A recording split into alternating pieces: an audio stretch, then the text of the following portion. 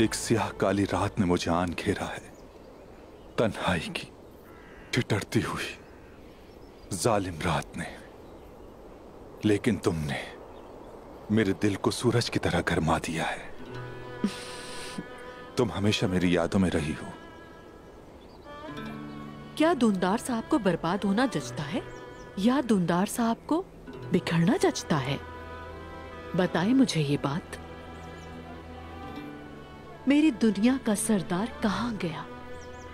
नहीं, ये मेरे धुंधार साहब नहीं हो सकते। ये ना समझें कि मेरे बेटे बहादुर को कबीला बदर कर दिया था तो मैं यहां सिर्फ उसके लिए आई हूं। धुंधार साहब, मैंने आपको अपने दिल से मिटा दिया है, लेकिन यह भी सच है कि मेरी पेशानी और मेरे दिल दोनों पर धुंधार का नाम नक्श है। आई तो मैं अपने बेटे के लिए हूं, लेकिन अगर आप हुक्म करें तो मैं आपके लिए रुक सकती हूं। गजल, क्या मैं तुम्हारे जैसी बड़े दिल वाली खातून का मुस्तहिक हो सकता हूं भला? आप मेरे सरताज हैं और आप मेरी आखिरी सांस तक मेरे साथ रहेंगे।